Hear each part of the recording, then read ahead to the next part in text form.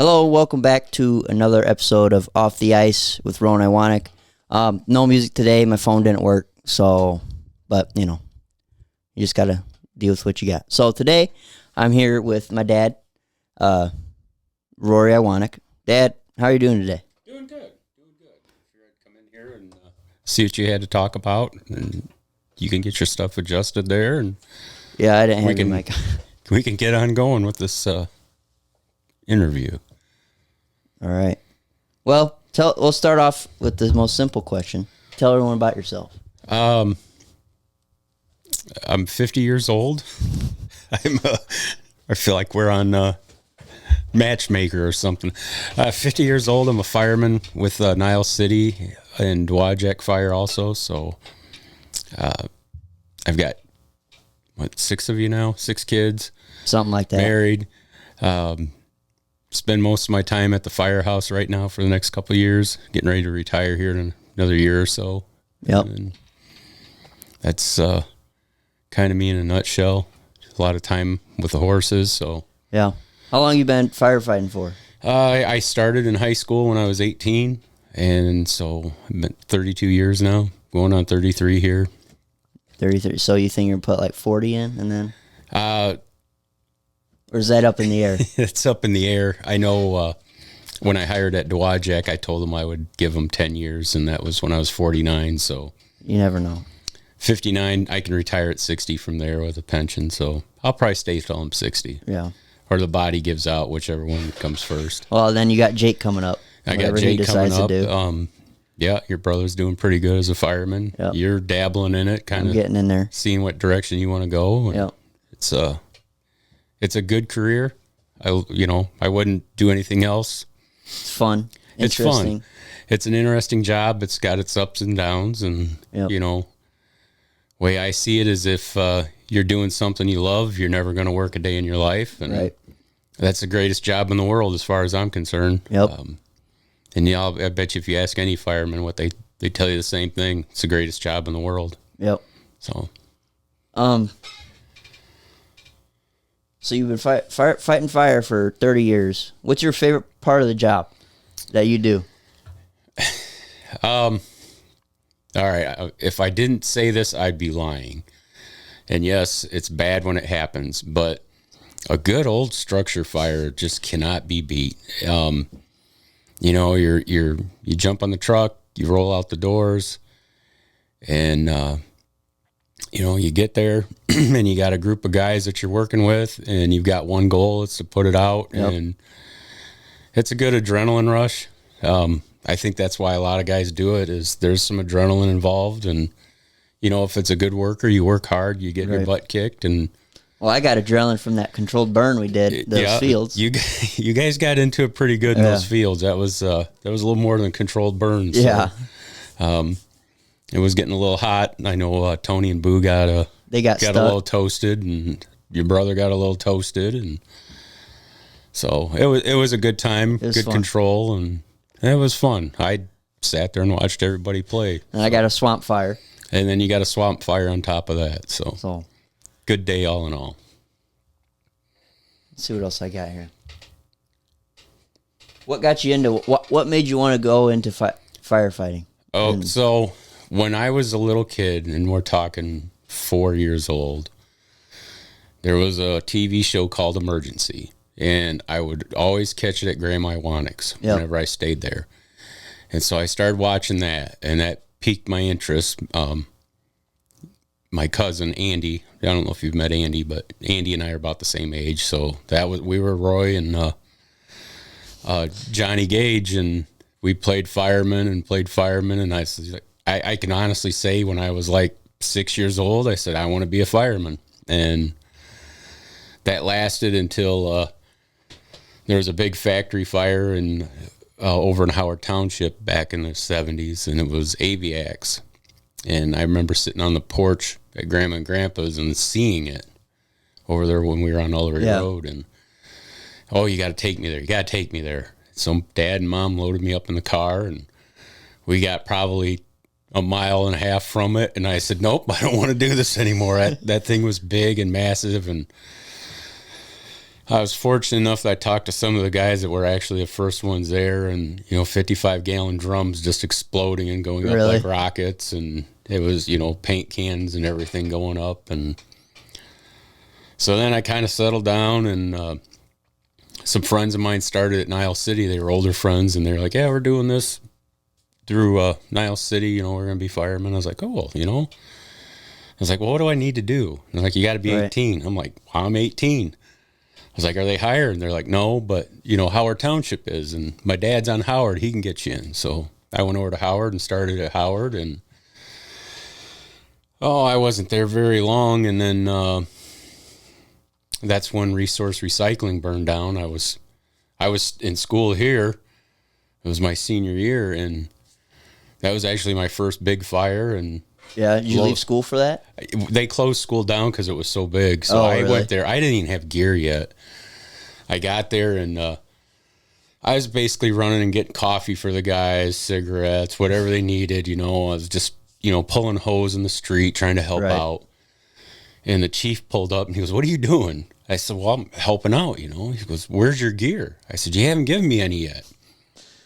He says, "You know how to get in the station, right?" I go, "Yeah, I got the key." He goes, "Go to the back room, get some gear, and get down here." So I left, went and got my own gear. It was, 7 o'clock in the morning. I come back, and I didn't leave till probably 7 o'clock that night. So I can show you the spot exactly where I sat on that fire the whole time on a nozzle. And oh, really? Yep. It's every time I cook dinner at the firehouse, I look out the back door and I see the spot where I started the whole career. Yeah. So it's those buildings back there, then? So our Nile City station sits on the building that burned. There was a set of buildings there. And then the other part of it was part of it. That was the old National Guard Armory back in the day. So, but that's where I sat right there for 14 hours on a hose, on a deck gun. Yeah. Spraying water. Everybody was in packs. I didn't have a pack on. I'm just sitting there in the yard eating whatever they were feeding me. It was whatever smoke I ate that day. I probably knocked 20 years off my life, but here I am. So I heard Jake said there was a fire this morning. Yeah, we had a house fire up in Twin Lakes this morning. Yep. So not good result, but no, that's what he said. But you'll have that. That's part of the job. Yep. That's the bad part of the job is that stuff. The good stuff is having fun, hanging out with the guys, and doing their thing. And so that's fine. I mean, going up there and hanging out at the firehouse, and then it's fun. Yeah. It's a good group. So you play hockey, you've played baseball, you golf. Trenton plays football. I played football in school, and so to me, it's like football to me. Is you got your linemen, you got your running backs, you got your quarterback, and it just kind of you're all working for one goal, and that's how I mean we still train like we practice every day. You got to we have training Wednesday. Yep. So it's the same thing when I coach sports. We're gonna play in a game like we practice. Right. So if we practice crummy, we're gonna play crummy. Yep. So well, I got an old G&H up there. Yeah. Well, that's a super mag. Yeah, that's Grandpa Iwaniuk bought those when I want to say 82, 83, somewhere in there. I can remember when they came to the house in a box, opened up the box, dug them all out, drug them out in the field, and set up a blind in the field with them. The day you got them? The day we got them, yep. So we'll talk about duck hunting. You got me into duck hunting when I was, I don't know, young. All you guys started young. So what got you into duck hunting? And so, you got your family of deer hunters, you got your family of duck hunters, you got your families of turkey hunters, guys.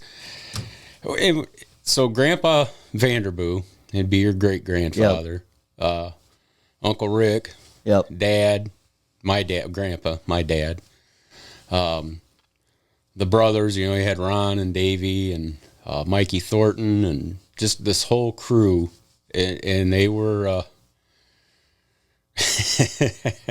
they were a good time. They were fun, and they loved duck hunting. And the Wild Bunch. That's what I called them. They were the Wild Bunch.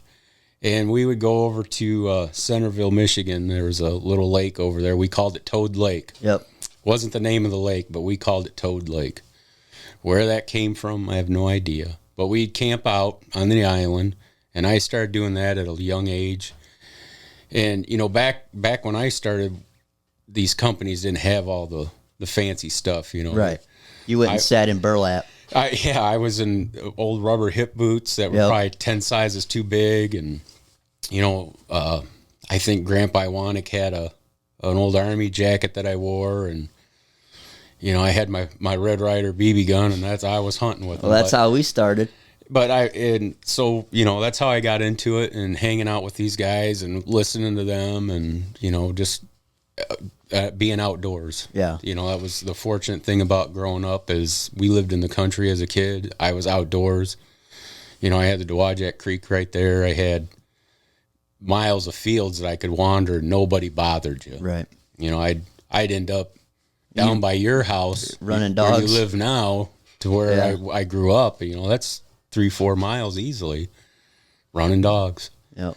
I got my first Chessie when I was 9, trained him myself, and took off from there. And, you know, some buddies of mine started deer hunting. I was like, yeah, whatever, I'll try it.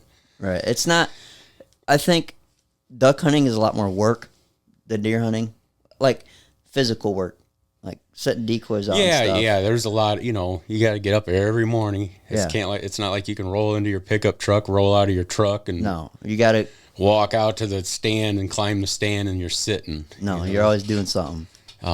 I think the coldest I've ever been is duck hunting. Oh. And it was probably the most fun I ever had. Yeah.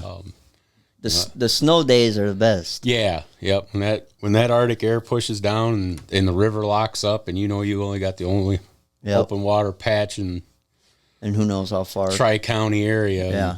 And, you know, we've had some good hunts down there where your brother said, he goes, they're stacked up like aircraft out there. I go, yeah, this looks like O'Hare.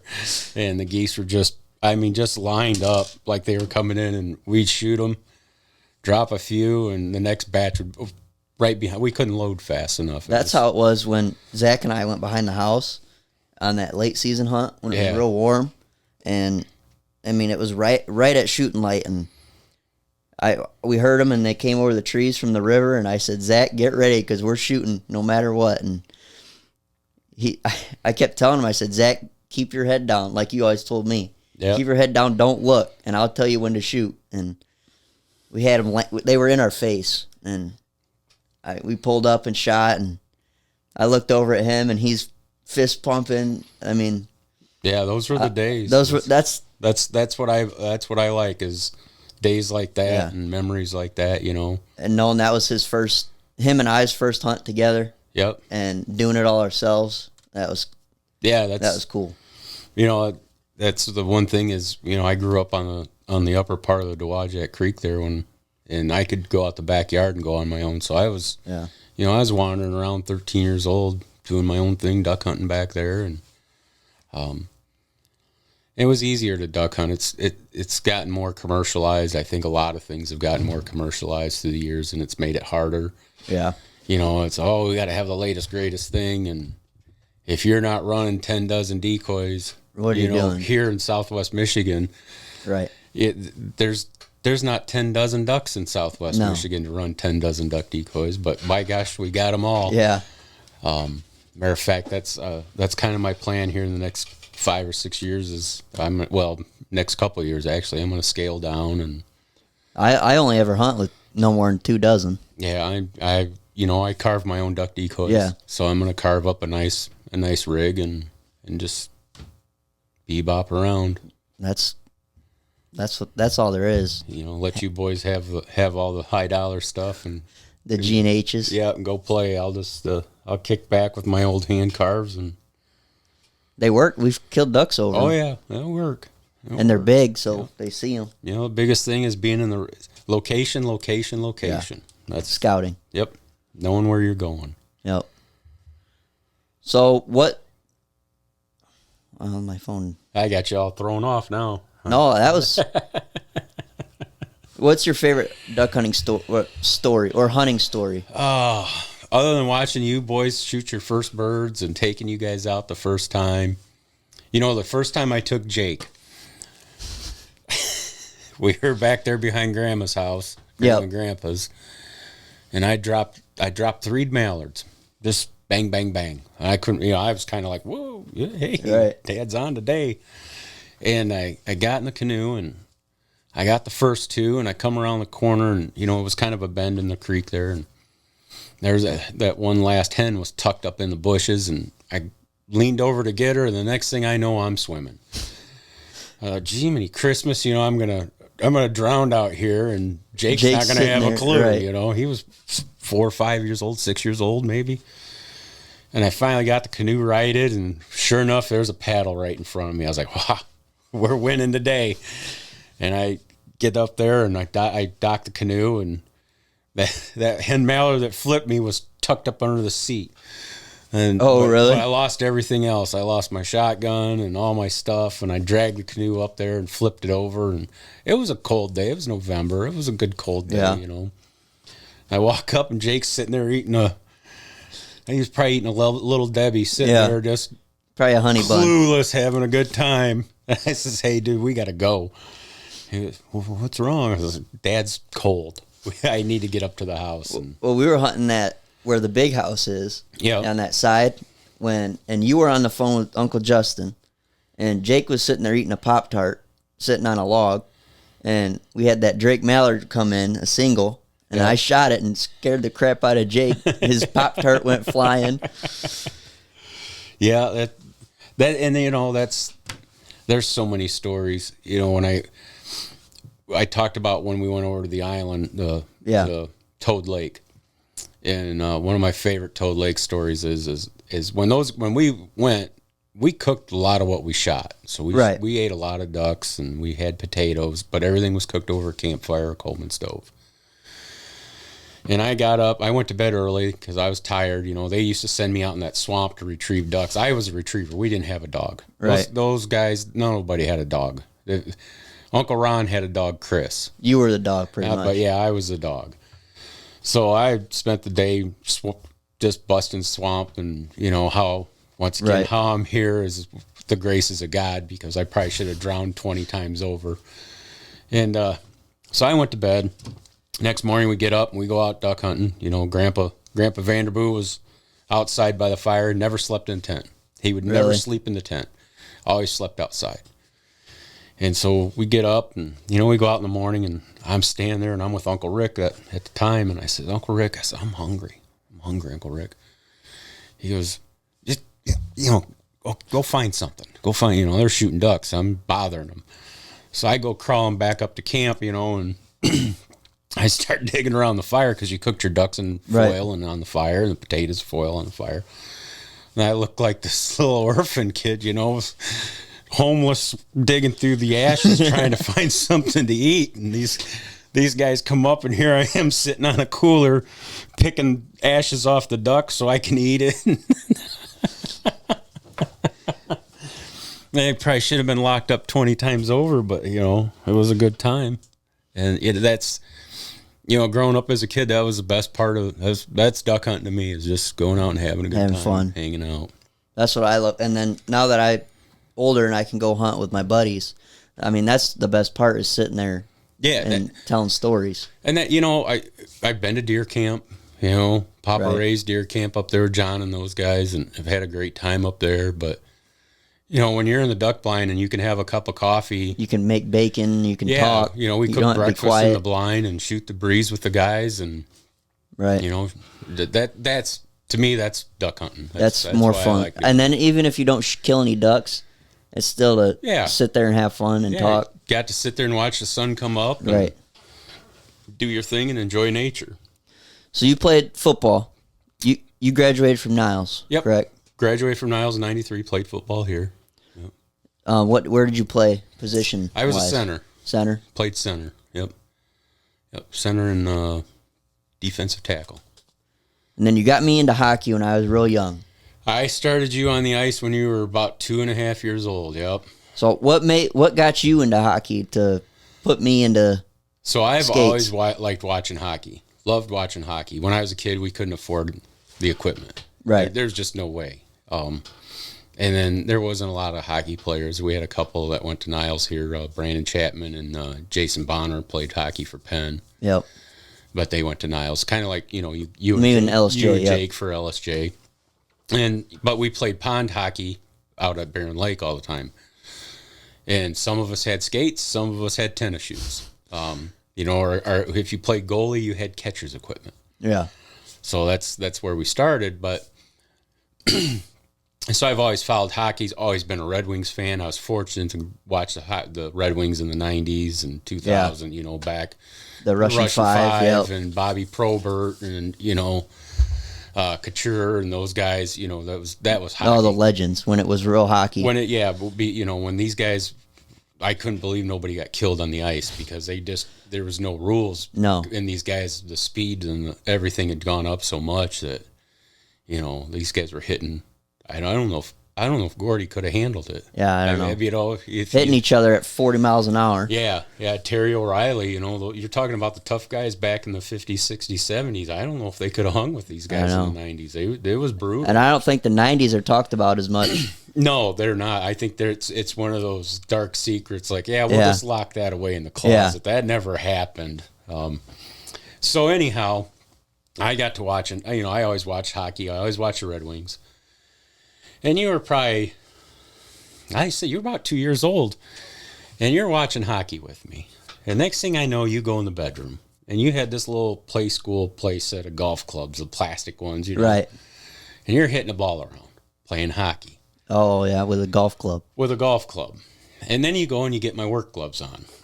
And you got work gloves on, hockey, the golf club, and you're batting this ball around. And I'm like, this is crazy. This kid's got it. And you'd stand in front of the TV and act like you were blocking the puck, playing goal. Yeah. Getting the goalie stance and everything. And I'm like, I got to do something. So I coached Danny Clute in baseball. Danny Clute was a big hockey player, and his dad ran the ice box, Mike. And I called Mike up, and I said, hey, Mike, it's Rory Iwaniuk. I said, hey, I got a kid here that is just hockey crazy. I don't know what to do with him. He goes, bring him down. I said, now? He goes, yeah, bring him down right now. So you and I got in the truck and drove down the ice box, and Mike meets me there, and he says, hey, this is Mike McNeil. I didn't know Mike McNeil from anybody. Mike McNeil played for the Blackhawks in the Oh, 80s. yeah, Mike. I know who you're talking about now. And I said, hey, this is my son, Rowan. He's 2.5. I said, when do we start him on the ice? He goes, right now. And he took you back. We suited you up and took you out on the ice. And from there, it was just I fell in love. downhill battle from there. Yeah. You were playing hockey. And, I started you out. You're 3 years old learn to play hockey with kids that are 5 and 6, 7 years old. Yeah. And, Chris, I can't remember his last name. He was a coach for St. Joe, Catholic. And he would take you to the side and work with you. And right. Mike would call me up and say, hey, I got open ice. Nobody's here. Come bring your kid down and skate. And you and I would go down and skate and just let you hit the puck around and bang it into the net. And, Jake turned 2. Jake went on the ice at 2. Yep. Zach turned 2. Zach went on the ice at 2. And, you and Jake stuck with it for about 5 years and got done, and then came back. Back. Because our dream, we've played hockey in the driveway forever. Yeah. And we'd always talk about, what if we played together again? Because we played when we were little. Yeah. And we got in all those fights. Yeah. And we stuck with it this season. He got in one. I jumped in. I got in one. He would jump in with me. Yeah, that's going to be a sad year for me next year. I mean, it's Jake's last year, and I don't have the Hanson brothers out there. No, so it's we put on the foil every day. Yeah, so Jake's just going to have to carry that on, foil up by himself. But it's funny you mentioned you two playing hockey together when you were little. I took both of you down to Notre Dame for a learn to play hockey, doing stuff. And there was one kid out on the ice who was just bullying little kids. And you and Jake are not the biggest hockey players in the world. I'm not gonna sell you short, but no, we're not. You guys seriously need to eat a sandwich. Yeah, we're not big. We're not big at all. So this kid's picking on you guys, and he checked Jake, and next thing you know, you come out of, I don't even know where you were at. You came out of nowhere and checked this kid, and put him in the boards. And before I could say anything, before anybody could react, you two were on top of that kid. And it looked like fiddler's elbows coming in and out. And I thought, oh my goodness, we're going to get tossed from the Irish Hockey League. And Mike McNeil skates over, picks you both up by your pads, skates you over to the bench. And I'm by the bench, and I'm going, Mike, I am sorry. We're out of here. Mike, you don't have to say a word. We're gone. We'll leave what we owe you on the bench. We're out. He goes, no, sit there. He goes, just give me a minute. Meanwhile, this kid's mom's on the other side of the Compton yelling at me. You know, my kids need to be thrown out of there. How can you raise such kids? Blah, blah, blah. And I'm like, oh, lady, come on. They're 6, 7 year olds. You know, your kid's been bullying kids all day. We just decided to do something about it. Had enough. Yeah. And Mike comes back over. You know, he sets a kid on the other bench. Mike comes over. He says, hey, and you boys are crying. You're like, we're done. I think you both thought you were getting thrown out. So did Dad. Mike says, look, just calm down, relax, sit here a minute. This kid's had it coming all day. He says, if I could give you guys an award, I would give you an award, but this kid's had it coming all day. Good job. Just don't do it again. And so, yeah, it was a good time. But I've enjoyed watching you boys play hockey and progress. And yeah, I mean, I remember Jake coming in, because I don't remember much when we were little and we were playing, but I remember when he came in freshman year, and Joe goes, Rowan, you're going to have to work with him. I'll put him on the team. But, I mean, he couldn't even stop. He'd skate in circles to slow down. Yeah. And he said, Rowan, you can, if you need time in the middle of practice, you don't have to do the drills, just work with him. And well, that's an Iwaniuk trait. You can't stop. That's right. I mean, that's why I play stop. goalie. Is right. I can't skate. Put me in the goalie right. box. You know, I'll just play between the pipes all you want. But. And he said, you need to work with him. I mean, Jake couldn't stop. He couldn't skate backwards. He could barely skate forward. And look at him now. He's progressed. Right. And then to see him, you know, get lucky and be able to play, you know, high varsity. I mean, it's amazing to see, and to see how he grew as a player, and his leadership has changed. And you both have really stepped it up, and he's really, you know, that's the one thing that once he does something, he's on it. Yeah. This whole firefighting thing. Yeah. Like to be honest with you, he's the last one I ever thought would want anything to do with the fire service. Yeah. And he's just gone. Like, I got to tell him, dude, you got to finish high school. Right. What about a GED? No, it don't cut it. You need a degree. Right. You get your high school diploma, you know, college, okay, whatever. But you got to work, dude. Right? You can't be a sling blade. You got to have some grades, here, right? You know, because it's back when I started to get a full-time job. It was a cutthroat. Like, you'd apply to 9 departments, and right. It didn't matter who you were, or who you knew, you know. And now with you guys, there's nobody wants to do the work. Right. And that's what it is. I don't think anybody wants to do the job because it's work. Yeah. I hate to say it, but yeah, you know, the best business to get into right now is the trades. Right. They can't hire anybody. No. There's nobody in the trades. And then the guys that they're getting in the trades don't want to work. Right. Just do the job. That's yeah. You want to make money, go be an electrician or a HVAC guy. Yeah. A plumber. Plumber. Oh, you'd never get a day off. Right. And they're, you know, some of those guys, I think they're making $30-$40 an hour plus. That's good money. That is good money. So. Oh. Yeah. It's sad to think that I can't play with him again, but that one game at Lawson, when he got into it, we were up there at Western. Yeah, that was. And he got into it with, he had two of their guys and their goalie. He had 2 defensemen and a goalie on him. And I got the puck, and I was down at our end. I was circling in the net, trying to get a breakout going, and I hear the whistle, and I go, what? Who got a penalty? Who could possibly get a penalty? I have the puck. And I look back, and I see Jake, and I was like, Jake, we're playing at Lawson. You know, there could be some Western people here. You know, I want to play a good game tonight. I didn't really want to dance tonight. And I see him, and I go, Jake, all right, well, you know, I'm not going to let him get into it by himself. So I hauled butt down there, and, you know. So that all started on our end. Really? few plays earlier, that started on our end. This kid came in, was camped in front of the goalie, and Jake pushed him out. He comes back in, Jake pushes him out. Like, good, he's doing what he's supposed to do, you know. Comes back down to their end. Jake camps in front of the goal. Right. He's like, two can play this game, and this defenseman just hammering him. I'm like, I give Jake all the credit because he got checked 3 or 4 times in the back. And then he did, yeah. And the one on the back of the head was the one that put him over. And he turned around, he checked the kid back. Never swung at him, didn't take a swing, just said, hey, you know what? I can do this too. You want to do it? Right. We can do this all night. Just let me know how far you want to go. And well, then the kid grabs him. So Jake gloves are off. We're gonna dance. We're gonna dance. Well, apparently, the other defenseman thought, well, you know what? My defenseman just he doesn't like to dance by himself. So I'll come over and help him. So next thing I know, Jake's got 2 guys on him. Well, the goalie must have shot his mouth, and I think he did say something to Jake, and Jake said something along the lines of, if you want some, come on over. There's plenty to get. Yeah. And here comes the goalie. And the whole time I'm watching this fight, I'm going, where's Rowan? Where is Rowan? I know he's on the ice. Where's he at? Because you guys are the same line. We're on the same line. It's like, where is he? And all of a sudden, when it's about halfway done, here you come in. I was like, that's right. There he is. Right there. I got in there, and I immediately just started talking, as I do.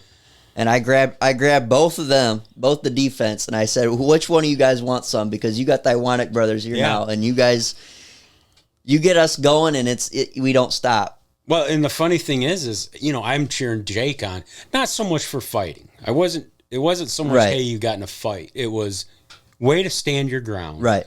He was taking cheap shots. Yeah. And he took them, and he took a lot of cheap shots, and I'm like, yeah, all right, I'd probably lose myself right now, too. Yeah. And once that one in the back of the head, that was it. Yeah. So I'm standing up, that a boy, Jake, that a boy, way to go, Jake. Good job, boys, way to fight it out. Some mom says, we don't encourage that around here. And I said, lady, this isn't mini mite hockey. This is high school hockey. Yeah. I said, he's down there getting cheap shotted. And the brothers are coming after him. You can only take so much. Yeah. And that, it's set precedence. Yeah. Hey, if we're going to do this, it's going to be a long night for somebody because we'll do it. Yeah. And you... that was the topper, is sure enough, Well, because I was in my own world down there. I was like planning out, all right, what am I going to do here? I know I'm going to turn around. I have guys on me.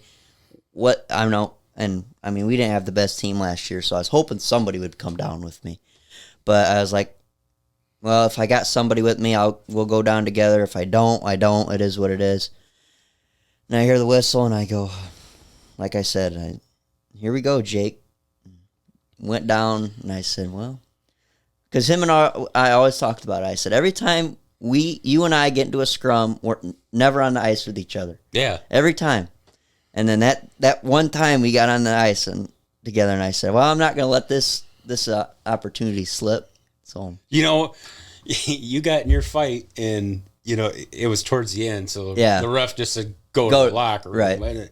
And, at first it kind of was like, really, Rowan just got ran. Like, oh yeah, 30 seconds left. That's why he's going to the locker room. Yeah. I get it. But I was laughing so hard because I know the lady sitting, 3 bleachers over that yelled at me before. They know who you are. You know? Our name is not. We stick out. Yeah. If you see our name, it's like, oh yeah, that's a goofy name. Yeah. Yeah. Yeah. Somebody, we got enough vowels. We're good. Yeah. I've been called alphabet quite a bit. I'm laughing. I couldn't even cheer for you. I was laughing so hard. I was literally just sitting there laughing. And Jen's like, stop, you got to stop. And I'm like, no, this is great. This is just like, that's it. That's the icing on the cake right there. Yeah. Jake I just got yelled at for yelling for Jake, and now Rowan comes down here and the captain, and I'm gonna sit there. I can't even cheer for my own kid, right? Because I'm laughing so hard because I think of what she's thinking, So it all started because I made a clean check on him, and then he went out and came back in after I got the puck from him, and his hands were like this, and I knew they were up high, and he hit the boards, and he missed them.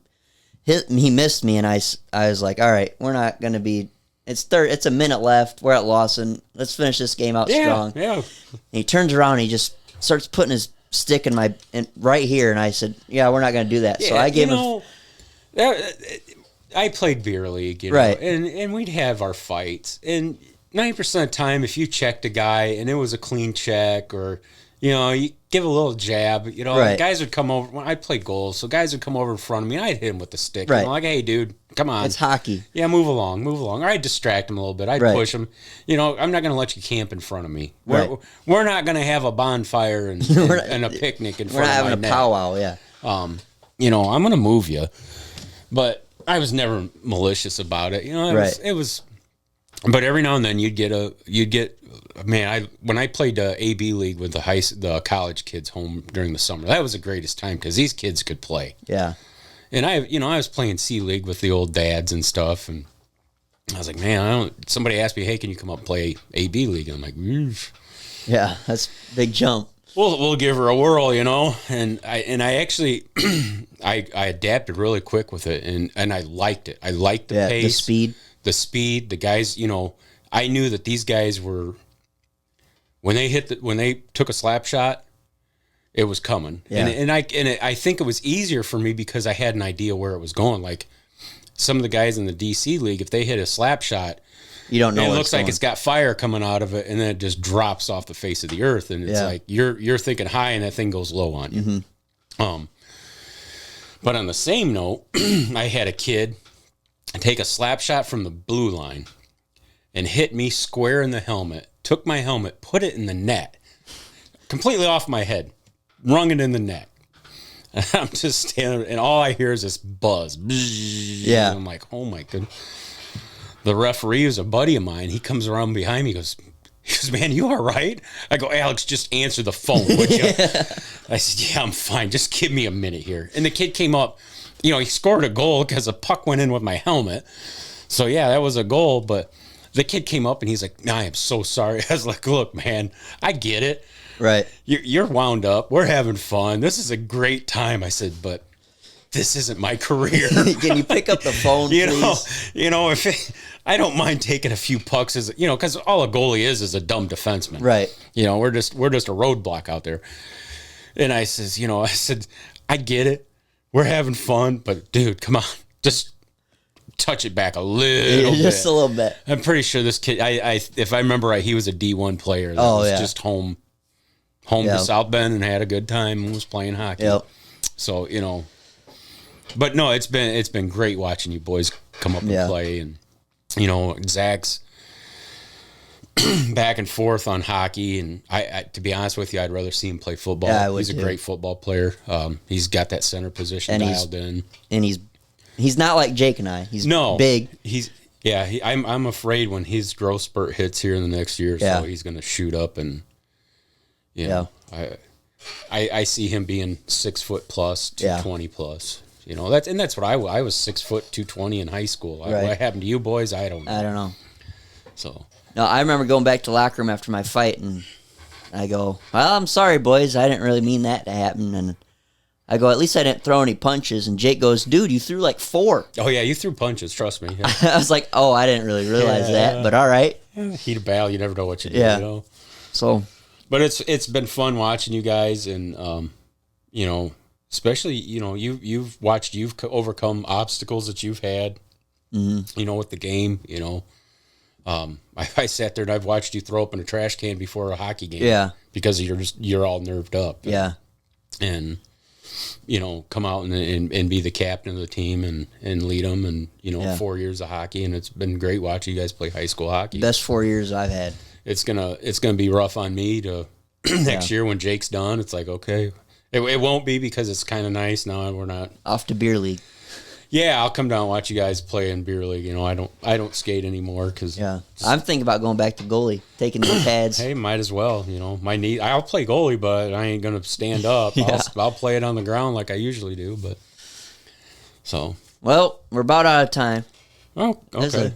That wasn't as bad as I thought it was. No. I was like, what is he talking me into? This is.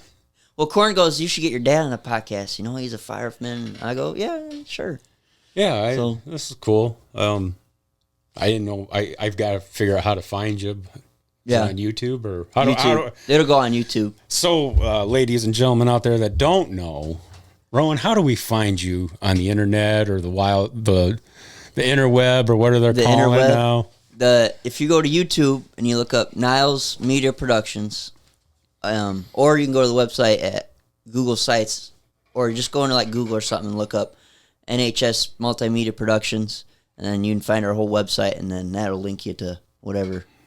All right, so we're like talking maybe the next Joe Rogan here, or is that what we're working on? I wish. I don't know. But we'd have, you know what? We should have had Jake come in. That would have been a fun one too. The three of us just sit around. Yeah. But this was good. I had a good time. We'll do that again or something. So, is that recording? That goes to YouTube, yeah. Oh, so you can see me on YouTube. Yeah. Oh, okay, yeah. Great. I forgot to mention that in the email. Where's that piece of paper that I signed that says my image cannot be used? Yeah. And, all right. Well, thank you guys for tuning in to Off the Ice.